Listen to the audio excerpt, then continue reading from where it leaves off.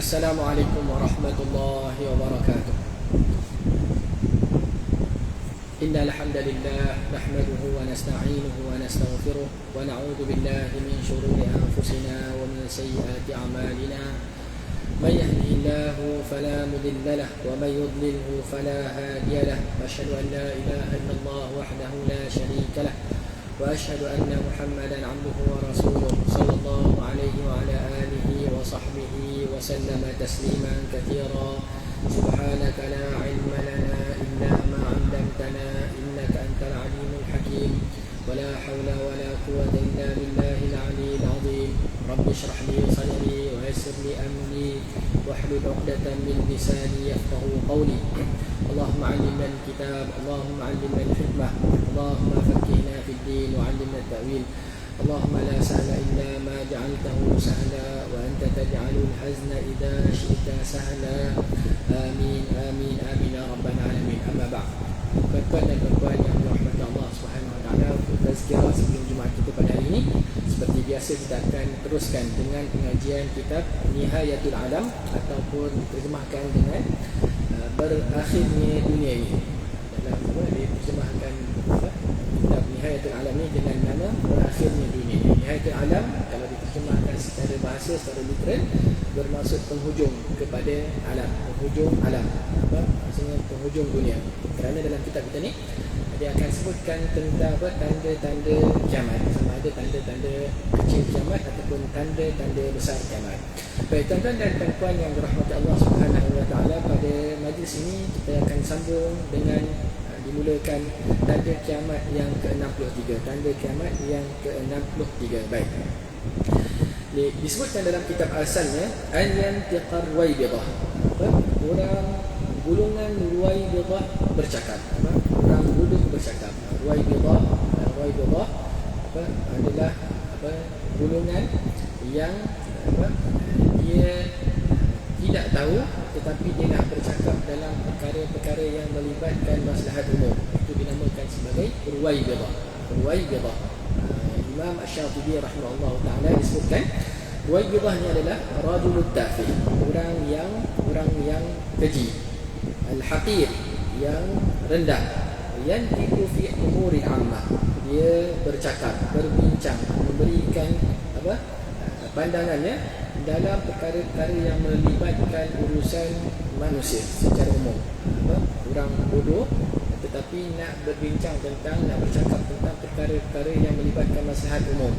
Dia bukan ahli, bukan pakar dalam sesuatu bidang, tetapi dia nak bercakap juga dengan pendapat dia. Dia nak kemukakan juga idea dia, nak kemukakan juga pendapat dia, nak sebutkan juga pandangan dia.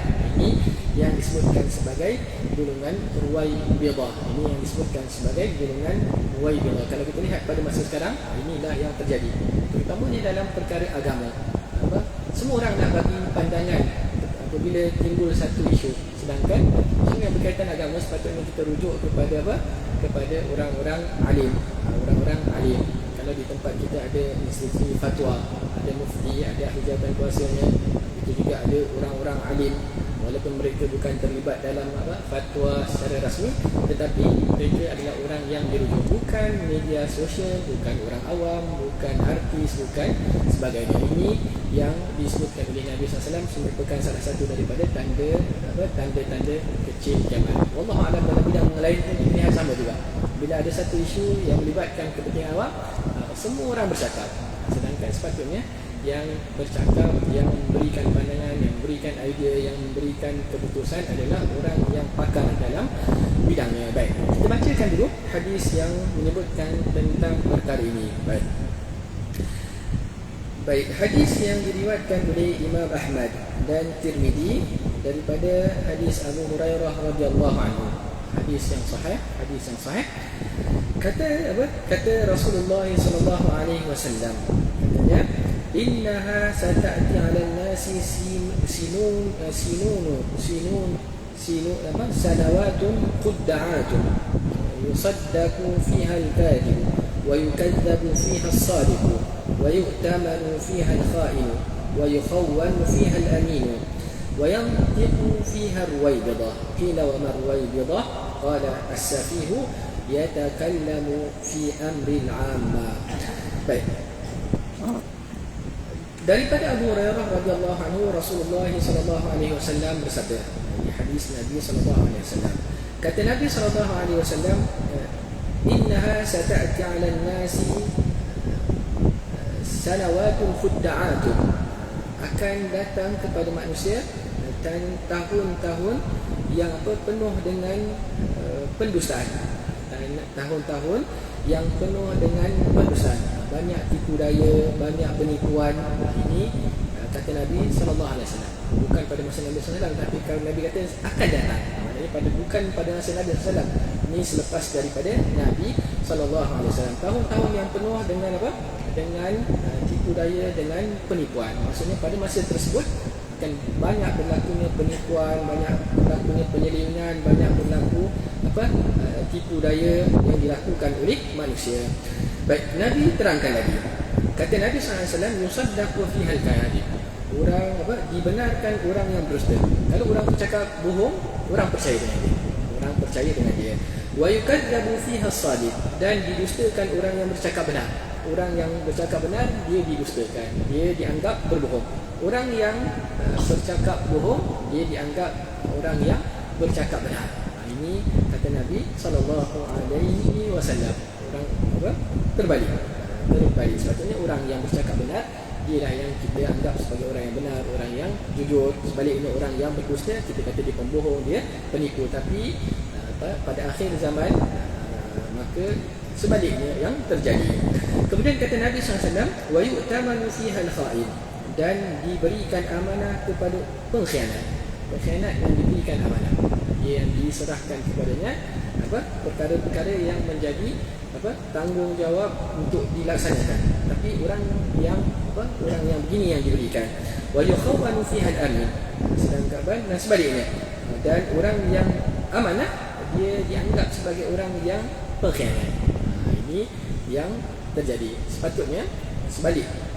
Orang yang orang yang amanah, dia yang diberikan tugasan, dia diberikan tanggungjawab, dia yang diberikan perkara-perkara yang hendak diuruskan, diberikan kepada dia. Orang yang pengkhianat tidak diberikan amanah kepada dia.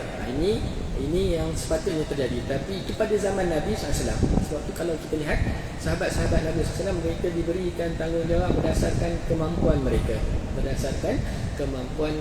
Abu Ubaidah Al-Jarrah radhiyallahu anhu, Nabi kata dia aminul haqqal amin. Dia merupakan seorang pemegang amanah yang betul-betul untuk memegang amanah. Sahabat-sahabat Nabi SAW, mereka yang terpilih, mereka yang dihantar untuk menjadi ketua, ada yang jadi yang menjadi pemimpin perang, ada yang diutuskan untuk menuntut zakat, ada yang dia hantar untuk berdakwah, mengikut kepakaran dan kemampuan masing-masing pada zaman Nabi SAW. Tapi Nabi SAW kata di akhir zaman nanti akan datang masa orang yang amanah dianggap sebagai pengkhianat, sebaliknya orang yang pengkhianat dianggap sebagai orang yang amanah. Baik, kemudian kata Nabi SAW, wa yantiqu fiha ar-ruwaybidah, dan akan datang masa ruwaybidah akan bercakap. Orang golongan ruwaybidah ini akan bercakap. Mereka yang berikan pendapat, mereka yang berikan pandangan. Baik, sahabat-sahabat tanya kepada Rasulullah SAW, wa ma ruwaybidah? Apa itu ruwaybidah ya Rasulullah? Rupanya orang Arab ada juga perkataan yang mereka tak tahu. Apa benda ruwaybidah ni ya Rasulullah? Kau kata nanti pada akhir zaman ada golongan yang dikenali sebagai ruwaybidah, dia akan bercakap. Mereka akan berikan pandangan, mereka akan bercakap, mereka akan komen. Kalau zaman kita ni, dia akan menulis, dia akan tweet, dia akan macam-macam. Baik. Nah, sahabat-sahabat tak tahu apa maksud ruwaybidah ni, maka mereka tanya kepada Nabi SAW, apakah itu ruwaybidah ya Rasulullah? Maka kata Nabi SAW, as-safihu yatakallamu fi amri al-'ammah. Baik, orang yang bodoh bercakap dalam perkara urusan orang ramai. Orang yang bodoh tapi dia nak bagi juga pendapat dia dalam perkara yang berkaitan dengan kepentingan manusia, dengan urusan orang ramai. Ini yang Nabi SAW sebutkan. Baik, ulama sebutkan tentang makna ruwaibadah. Baik, antaranya dalam Musnad Ahmad disebutkan orang yang bodoh bercakap pada perkara umum. Dalam Mushkilul Athar disebutkan orang fasik, orang yang jahat, orang yang fasik, tapi dia bercakap dalam perkara umum. Maksudnya dia bukan pakar dalam bidang tersebut, dia bukan ahli, tapi dia bercakap dan berikan pandangannya dalam perkara ini. Ini antara alamat ataupun tanda hari kiamat, yang mana orang-orang yang bukan ahlinya, bukan kepakarannya, mereka bercakap dalam perkara-perkara yang bukan bidang mereka. Ini yang terjadi. Kalau kita tengok berbeza dengan adanya media sosial ni, Facebook, tengok bila isu agama muncul, orang yang bukan agama pun sibuk. Pandangan ini, saya pandangan ini. Sepatutnya terus rujuk kepada pihak yang berkenaan. Sebab tu kalau kita rujuk pada berkenaan, insya-Allah senang. Masalahnya selesai. Tapi kalau kita dengar pandangan ini daripada orang yang bukan ahlinya, maka ia akan menyebabkan kekeliruan. Sebab tu kalau tuan-tuan dan puan-puan tengok, kalau ada isu semasa yang berkaitan agama, saya sebutkan berkaitan agama sebab bidang saya bidang agama. Baik, kalau berkaitan agama, kalau ada isu semasa, kalau belum ada lagi fatwa, tengok dia punya pertembungan antara 2 atau 3 pendapat tu akan kuat. Dia akan bertembung. Yang ni cakap ni, yang ni kata boleh, yang ni kata haram, yang ni kata halal, yang ni kata makruh, yang ni kata sunat. Baik, tapi kalau mufti keluarkan fatwa, tengok dia akan tenang. Tapi sebelum daripada keluar fatwa daripada pihak yang berkenaan, gelombang perbincangan tu arusnya kuat. Tapi bila datangnya fatwa, kita rujuk terus, maka dia akan tenangkan keadaan. Sebab tu jangan kita sibuk untuk berikan pendapat kalau bukan itu bidang kita, terutamanya dalam bidang. Kalau ada isu rujuk kepada bidang agama. Jadi perkara itu tidak jadi polemik, tidak menyebabkan perpecahan di kalangan kaum. Tapi akhir zaman itu yang sebaliknya. Semua orang nak bilang dia bukan bidang dia, tapi dia nak bagi fatwa. Dia kata saya pandangan ini, itu pandangan, bukan dia rujuk kepada pihak yang berkenaan. Ini yang Nabi SAW sebutkan. Sebab tu kita tengok orang Islam jadi keliru. Lagi lama hidup, lagi banyak maklumat, lagi keliru tentang agama dia. Lagi keliru tentang, sebab apa? Semua orang bercakap. Kalau kita serahkan perkara ini kepada orang yang berkenaan, maka insya-Allah akan selamat. Jadi Nabi SAW sebutkan dalam hadis ini bahawa di akhir zaman golongan orang-orang yang yang kecil, yang tidak punya kepakaran ini, mereka bercakap, berikan pendapat dalam perkara yang yang berkaitan dengan urusan orang ramai. Jadi sepatutnya kita ambil pelajaran daripada hadis ini. Jangan kita terlibat. Jangan jadi golongan ruwaibadah. Senang cerita, jangan jadi golongan ruwaibadah. Baik, kalau ada satu isu, baca tak apa. Baca pendapat ni, baca pendapat tu, baca pendapat ni. Tapi jangan kita bercakap. Jangan kita tambah gelombang perpecahan tu ataupun perbincangan yang begitu hangat tu. Ini kita semua nak tambah. Bukan bidang kita. Tunggu mufti cakap apa, tunggu ahli jawatan kuasa fatwa cakap apa, tunggu ulama besar cakap apa, kita rujuk kepada mereka. Ini bidang kita. Baik, ini tugas kita. Ini tanggungjawab kita, itu sudah cukup. Itu juga dalam bidang lain. Saya ingat dalam bidang yang lain pun sama.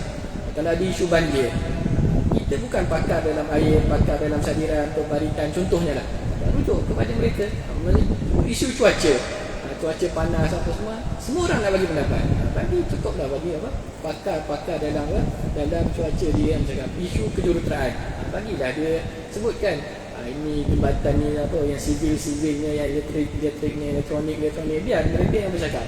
Kita yang bukan bidang kita tengokkan, fahamkan apa yang mereka sampaikan. Tapi akhir zaman semua orang bercakap dalam perkara-perkara yang bukan bidang mereka, sedangkan sepatutnya perkara itu dirujuk kepada orang yang berkenaan. Baik, ini yang Nabi SAW sebutkan dalam tanda kiamat yang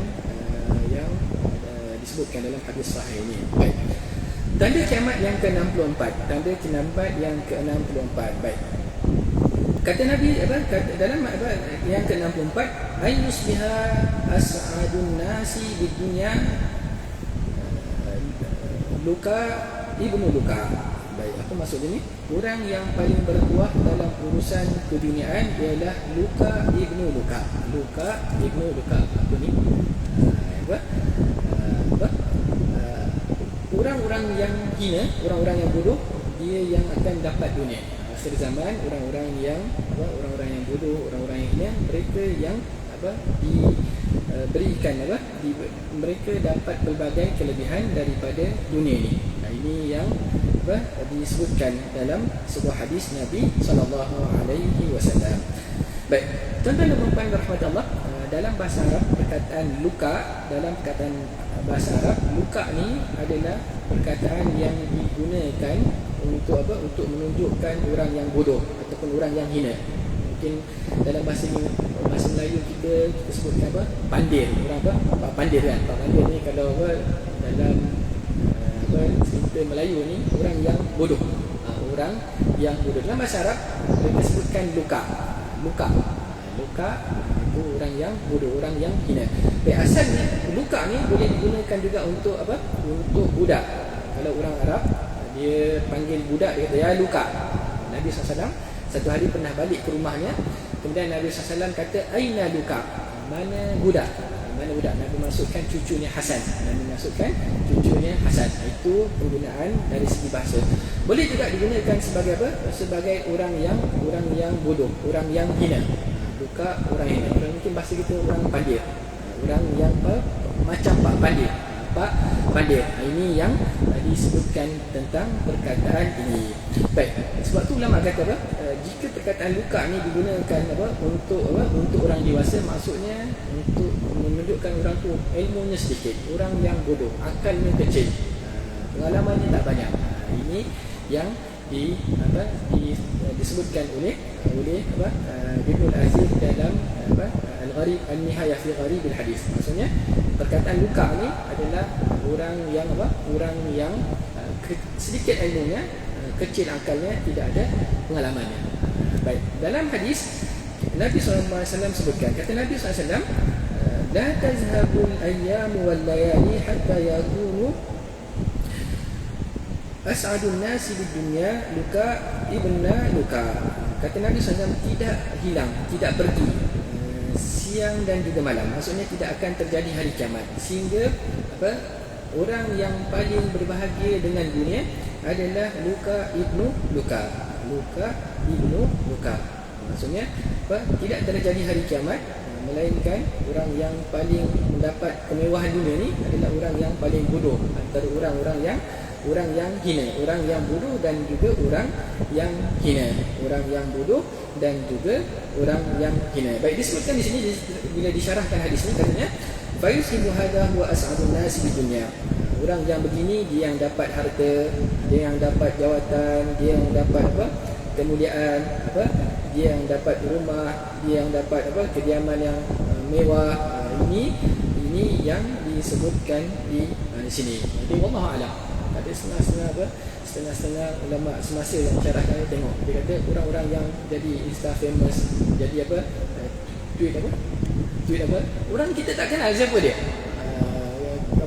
dia jadi jutawan, tapi kita pun tak tahu siapa dia. Mana di kalangan mereka tu tak tahu, bukan orang alim pun, bukan pakar dalam bidang dia pun, bukan pakar ekonomi ke, bukan pakar dalam bidang masing-masing, tapi mereka yang dijadikan sebagai ikutan, dan mereka dapat harta yang banyak dengan perkara ini. Wallahu ta'ala a'lam. Tapi seolah Nabi SAW beritahu, nanti dekat hari kiamat orang yang dapat kemewahan dunia ini adalah daripada golongan yang hina ini. Baik, itu yang ke-64. Baik, yang ke-65, ittikhadul masajidi turuqa. Baik, tanda kiamat yang ke-65 adalah menjadikan masjid sebagai jalan, menjadikan masjid sebagai laluan, Baik,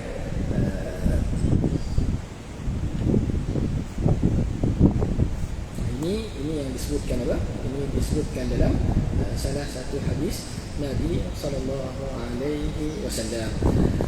Baik, hadisnya daripada Kharijah bin Sad al-Barjami, kharajna ma'a Abdullah min darihi wal imam raki'un faraka'na thumma mashayna hatta اتصلنا بالصف فمر رجل فقال السلام عليك يا أبا عبد الرحمن فقال الله أكبر صدق الله ورسوله فلما قضينا الصلاة قلنا يا أبا عبد الرحمن كأنه راعك تسلم كأنه راعك تسليم الرجل قال أجل كان يقال إن من أشراط الساعة أن يتخذ مساجد طرقا وأن يسلم الرجل على الرجل بالمعرفة وأن تتجر المرأة والرجل جميعا وأن تغلو النساء والخيل جميعا ثم ترخص فلا تغلو أبدا. Baik. Ini hadis apa? Hadis yang diriwayatkan oleh Hakim. Hadis yang diriwayatkan Hakim cuma hadisnya apa? Dipertikaikan. Sebenarnya ulama kata hadis ni adalah hadis yang baik. Hadis ni apa? Diriwayatkan daripada Kharijah bin Sal. Katanya apa? Kharajna ma'a Abdullah min darihi. Kami keluar bersama Abdullah. Abdullah mana ni? Abdullah bin Mas'ud. Min darihi, daripada rumahnya. Wal imamu raqib. Sedangkan imam ketika itu sedang rukuk. Maksudnya imam sedang salat di masjid. Faraka'na, kami pun salat bersama dengan imam. Kemudian kami pun salat bersama dengan imam. Thumma masyayna hatta ittasalna bis-saffi. Kemudian kami berjalan sehingga kami masuk ke dalam saf. Famarra rajul. Kemudian ada ketika kami dalam saf, dalam sembahyang berjemaah tu, lalu seorang lelaki. Faqala assalamu alayka ya Aba Abdurrahman. Salat dia lelaki tu apa, jadi baik, mari kita bayangkan sahabat ni Abdullah bin Mas'ud sedang sembahyang bersama dengan imam dalam solat berjemaah. Ada satu orang lelaki dia lalu di masjid, kemudian dia ucap salam, assalamualaikum, dia ucap salam kepada orang yang sembahyang. Baik, itu yang terjadi. Baik, faqala Allahu akbar sadaqallahu wa rasuluhu. Baik, dia sebutkan Allahu akbar, benarlah Allah dan rasulnya. Falamma qadayna salat qulna ya Aba Abdurrahman ka'annahu ra'aka taslimur rajul. Baik, selepas salat maka tabi'in ni, Kharijah ni, dia tanya kepada Abdullah bin Mas'ud, apa yang membuatkan nampaknya engkau tak senang dengan ucapan salam yang disebutkan oleh lelaki yang ucapkan salam kepada engkau tadi. Itu kata dia. Baik, katanya, maka kata Abdullah bin Mas'ud, ajal, ya, kana yuqal inna min ashratis sa'ati an tuttakhadal masajidu turuqa. Baik, dia kata apa? Dia kata antara tanda kiamat adalah dijadikan masjid sebagai laluan. Boleh faham? Jadi hadis dia macam ni, sahabat ni dia sembahyang berjemaah dengan imam. Baik, apabila dia sembahyang, ada satu orang lelaki lalu di masjid. Jadi seolah-olah lelaki tu dia tak sembahyang berjemaah dengan mereka, tapi dia lalu di masjid tu untuk apa? Dijadikan sebagai laluan saja. Mungkin dari kanan masjid dia pergi ke kiri masjid. Tengah jalan tu nampak Abdullah bin Mas'ud tengah sembahyang, dia ucapkan salam. Baik, Abdullah bin Mas'ud tak rasa senang. Dia kata Allahu akbar. Apa ni? Dia sebutkan Allahu akbar. Dia tak bercakap, tapi dia kata Allahu akbar. Baik, apabila selesai solat, maka tabi'in ini tanya kepada Abdullah bin Mas'ud, kenapa engkau nampak macam tak senang dengan kelakuan lelaki tadi yang ucapkan salam kepada engkau? Dia nak tanya kenapa begitu. Mungkin tak boleh bagi salam pada orang bagi sedang sembahyang tu ataupun bagaimana. Maka Abdullah bin Mas'ud radhiyallahu anhu dia sebutkan, dia kata apa? Adalah disebutkan bahawa antara tanda kiamat adalah dijadikan masjid sebagai apa? Sebagai laluan. Nah, ini yang disebutkan di dalam perkataan Abdullah ibnu Mas'ud ini. Seolah-olah ulama yang kata ini tanda kiamat, dia kata Abdullah bin Mas'ud ni tentulah diambil daripada Nabi SAW, sebab sahabat guru mereka adalah Nabi SAW. Maka Abdullah bin Mas'ud beritahu adalah dulu disebutkan tanda kiamat apabila seseorang apabila jadikan masjid itu sebagai laluan. Dia apa? Dia nak shortcut. Dia buat laluan pintas. Kalau nak pusing belakang jauh, lambat 1 minit. Yang pergi depan lambat 1 minit. Dia daripada kanan masjid dia pergi ke kiri masjid. Itu yang dimaksudkan dengan hadis ini. Rupanya ini salah satu tanda daripada tanda kiamat. Masjid bukan dijadikan asalnya sebagai laluan, tapi masjid dijadikan untuk solat, untuk baca Al-Quran, untuk berzikir. Ini salah satu daripada tanda kiamat. Baik.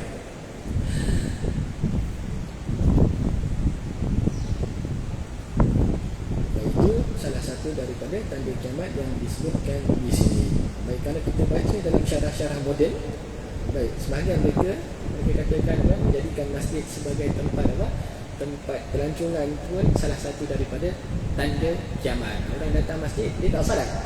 Dia datang masjid untuk apa? Untuk tengok kecantikan masjid, seni reka dia, bentuk dia.